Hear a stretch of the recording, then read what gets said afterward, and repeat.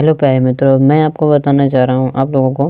मैं आपके लिए एक बहुत ही अच्छा टॉपिक लाया हूँ आपके लिए।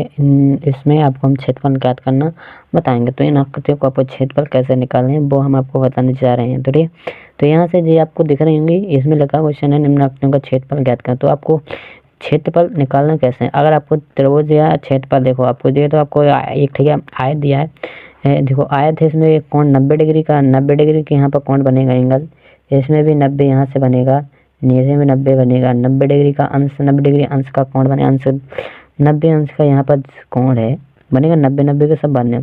तो जो आपकी आयत है, और आयत में आमने सामने की भुजाएं बराबर भी होती हैं, और तो इसमें आमने सामने की भुजाएं बराबर भी हैं।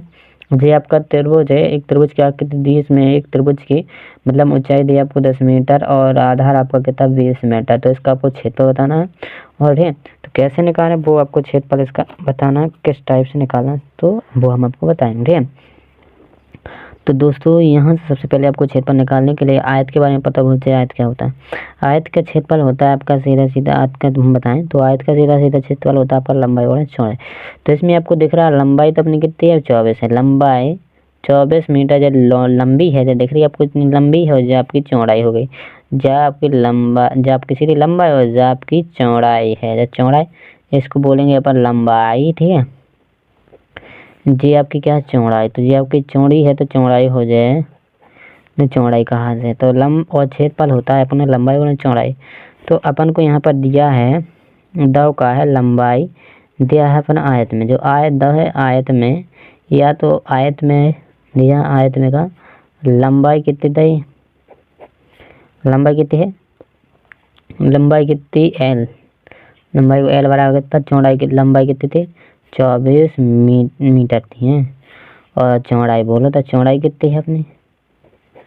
चौड़ाई बताओ कितनी है? चौड़ाई है 20 है, चौड़ाई बी बराबर कितने 8 मीटर। ठीक, तो यहाँ से लंबाई चौड़ाई लग रही है। अपन को क्षेत्रफल बस इसका बताना। तो क्षेत्रफल अपन कैसे लगाएंगे वो क्षेत्रफल अपन तो देखो यहाँ से क्षेत्रफल का सूत्र होता है आयत का क्षेत्रफल। अब आयत का क्षेत्रफल बराबर आयत का क्षेत्रफल।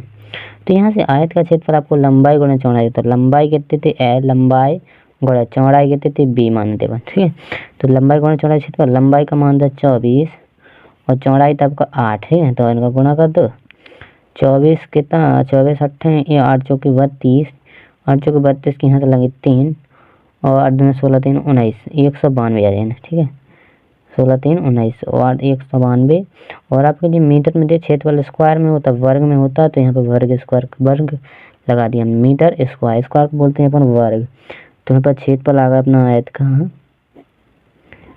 आयत का क्षेत्रफल कितना आ गया 192 मीटर स्क्वायर। ठीक है, तो क्षेत्रफल आ गया इसका। तो दोस्तों आपको इसका क्षेत्रफल पसंद आया तो लाइक कमेंट करके बताएं जरूर।